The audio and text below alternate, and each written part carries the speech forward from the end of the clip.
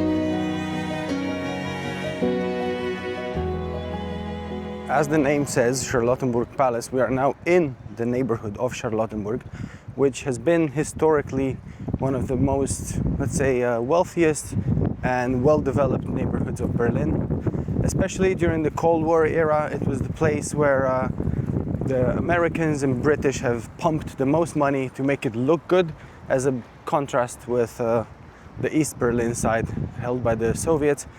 So after we finish with the palace, we'll be walking a bit the streets here in Charlottenburg, and depending on how long this takes us, we'll decide whether or not we'll have a traditional German lunch here in the area, because there's some really good local restaurants not far away.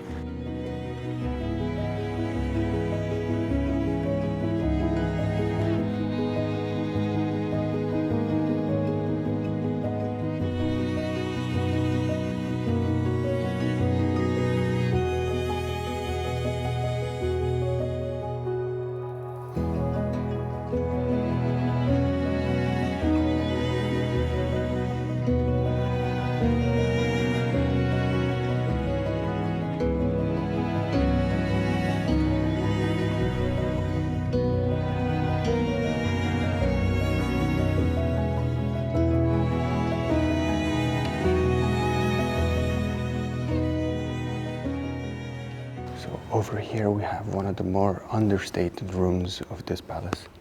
This is one of the few ballrooms.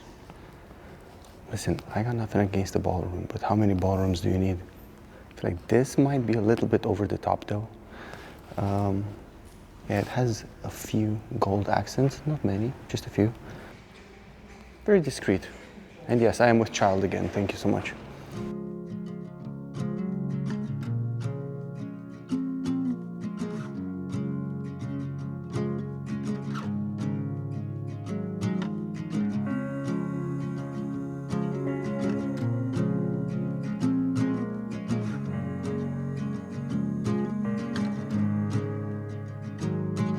Sunlight dances on the balcony as I wait for thee to come home. I fumble my words, yeah, my mind's a mess when you're in that dress. Glad you're home. Will you stay with me and never leave? walked into my life, and I am glad you came, glad you came. When you're not around, I've been broken. So we are now in the gardens of the palace. We looked it up. These gardens are 15 times smaller than the ones in Versailles. And apparently the reason why the gardens are very similar to the ones from Versailles is because it was designed by the student of the designer of the gardens from Versailles. It's a complicated one. Yeah. So it's like Versailles' little baby. Yeah. I haven't been to Versailles, but this genuinely is really, really big. It does, for me, resemble a little bit the ones in Schönbrunn in Vienna, because I know that one. Mm-hmm. And that one, again, is a lot larger than this. But yeah, we'll get there. We'll get there very, soon very enough. soon. A few weeks from now, we'll be in Vienna. We've been walking here for a couple of hours now. We visited all 3 sections of this sort of museum. The place is very beautiful. However, the staff are kind of rude. We had 2 encounters. Yeah, the staff is, let's say, Blunt. not the friendliest. Yeah. But yeah, it was fine. I mean, they didn't ruin the experience, so it's all good. I was lost till I fell in your eyes. Had me wondering why I feel like home.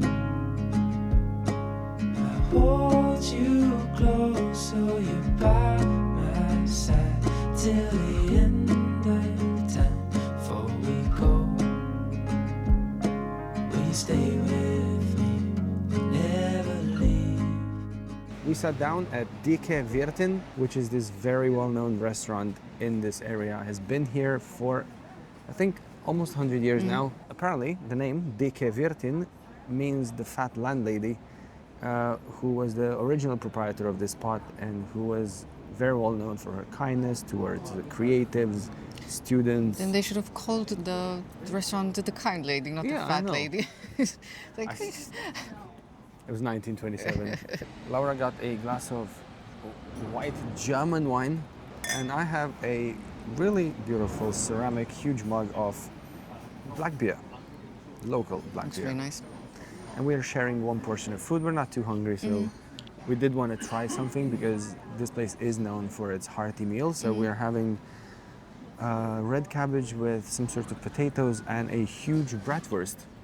Which is very popular in Berlin, Yeah. the bratwurst. Dicke Wirtin. I did read about this on a blog from someone who lives in Berlin, so it comes highly regarded. We absolutely love this neighborhood. This street is so beautiful in Charlottenburg. This looks so different, Yeah. A, from anything else that we've seen in Berlin, but B, mainly from East Berlin. Yeah. This was part of West Berlin. It was the most prosperous and beautiful area, and it really is very beautiful. Some of the buildings honestly remind me of Paris even. Yes, it's a stark contrast to the other side of Berlin.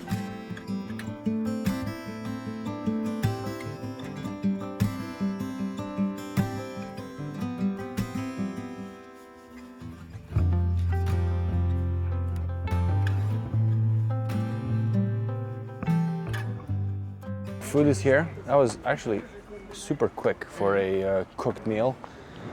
I went on a tiny expedition inside just to see what the interior looks like because we were sitting outside. Very homey. It seems like it's an inn from the previous century, somewhere in the countryside. They have German songs, like classic folk songs in the background. The staff is singing. It's a really cool atmosphere. They've got loads of local drinks and schnapses hung right there at the top of the bar. So if you are in the area in Charlottenburg, or even if you're not, if you're in central Berlin, this is like 20 minutes on public transportation. It's really easy to get to. Prices are better here than they are in central Berlin. And a wasp is attacking me. Yes, you have a wasp attacking your camera. Okay, let's dig into our cabbage, potatoes, and sausage meal. Not the classiest, but yes, that is the landlady.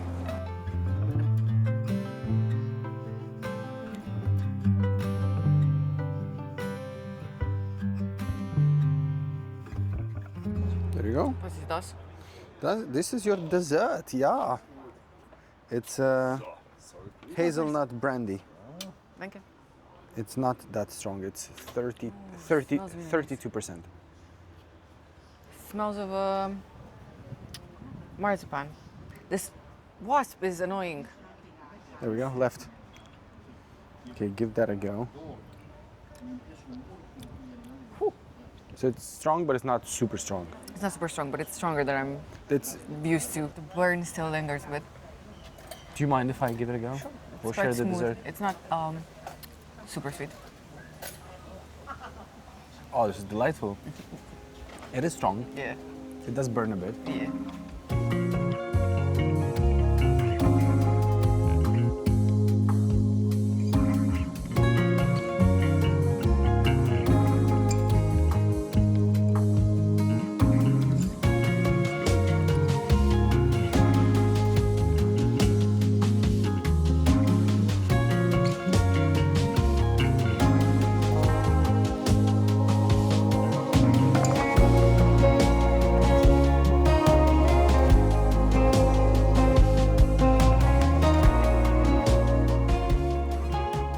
Just took about a 7-minute nap on the bus from Charlottenburg to where we are right now.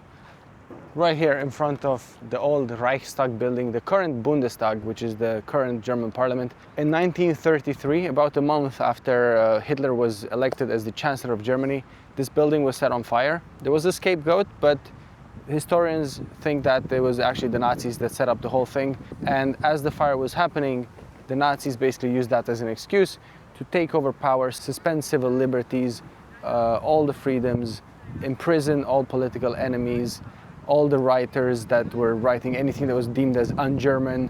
Everyone who was doing anything deemed as un-German was imprisoned. At that point, basically the Nazi regime started actually controlling the country fully. And yeah, this is where it all started. The building was obviously destroyed. As you can see right now, it has a glass dome at the top right there. That was finished in 1999. And it now means basically the transparency of government as opposed to the old Nazi regime, which is anything but transparency. This whole area here actually looks very much like nothing. There's not even any, it's just dust everywhere. It's just really weird. You're in front of the German parliament and I personally would have thought, I don't know, it's a bit more done up, but whatever, it doesn't matter. But yeah, a lot of really, really bad history originated here. And I think you can pay for a tour. You can go inside. You can actually go through the glass dome right there at the top. You get probably a decent view of Berlin. But we are going somewhere else a bit later to get two places to get good views of Berlin. So we're skipping this one for now. We just came in front of the Reichstag. Very important spot. Yeah, it's important to remember our history because we don't want to repeat it. Right now we are actually walking 3-5 minutes away to another really important site to do with the Second World War.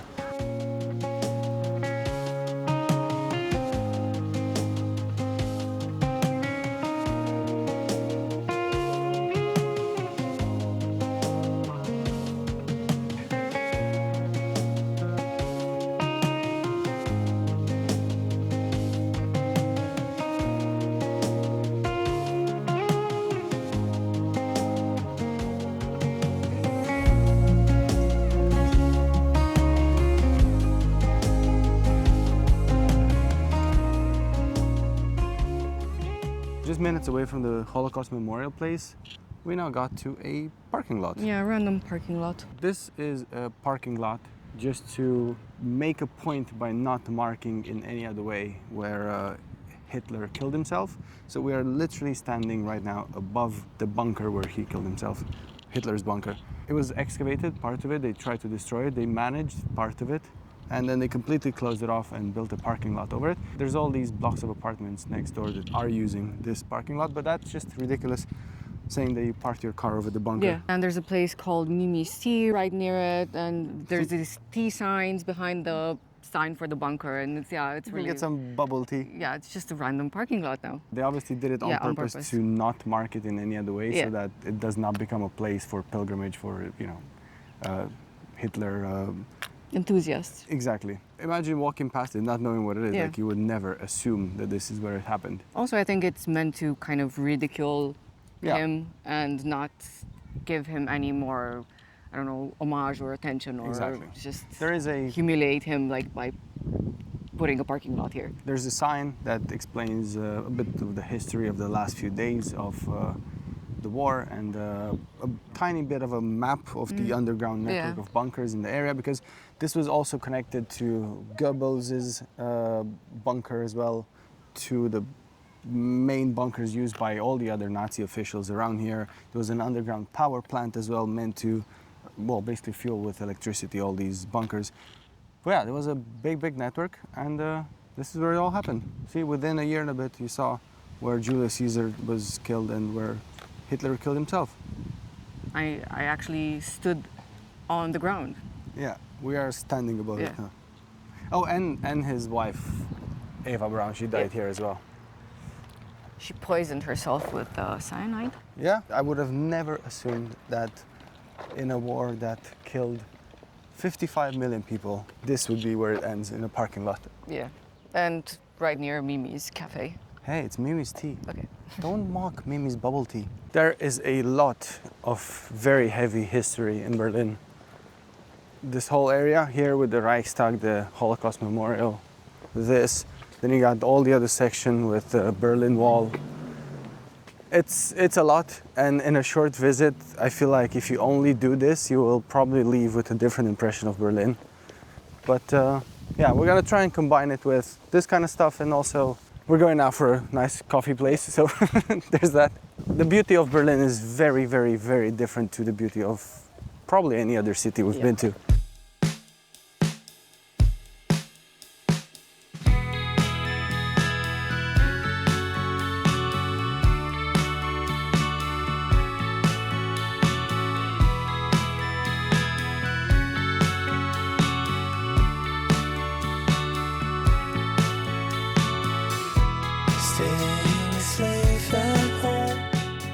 We sat down for ice cream, cold brew, and cider in a really cool cafe. We are in a courtyard in what used to be East Berlin, very close to where the wall was. This used to be sort of like a cultural hub with cafes, restaurants, small factories, and even people living here as well. It was completely redone after the fall of the Berlin Wall, and now it looks very hipstery cool in a way. We got some ice cream, pistachio, obviously, and one that has lemon zest, caramel, vanilla, and pistachio all combined. Nice. I'm happy with this. I'm not happy with the price though. For 2 small scoops, it was €7. I feel like it's a little bit extreme, but it's good enough. I really like it. So it makes up for it. The pistachio one is incredible. The other one is just very good. I lost my ice cream. So good. Very good. Gonna have to go get a new one now. Another €7. Oh my days. Without a place to go, wandering those fears you grow. You need to fly, and now's the chance for you to try. The traffic in your life is stuck inside a photograph. All the street where you forgot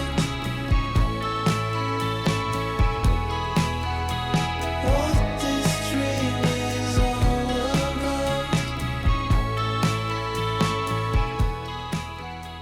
We are sat down in the park in front of the Berliner Dom, next to the museums here on Museum Island. This is a really relaxing part of town. So many people just chilling, sleeping, just having picnics, dogs. Our section here is in the shade, so that's great as well.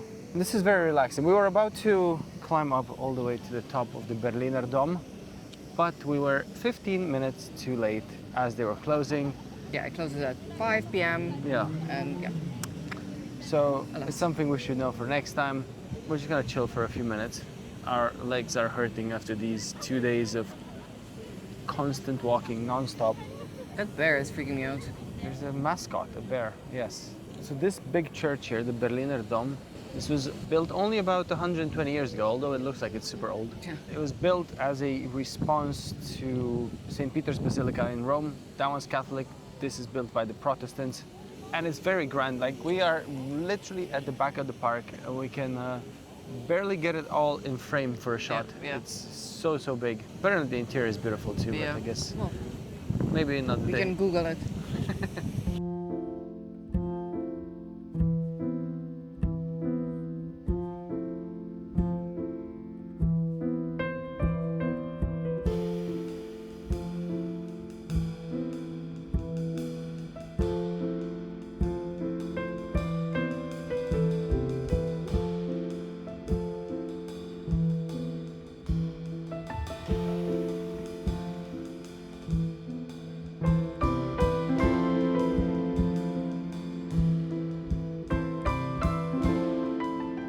We got to what is probably our last stop today. We are in Bebelplatz, and right there behind me there's a university. And students from the university, together with people from the Nazi party, right here in the square, set about, I think it was about 20,000 books and works of art on fire.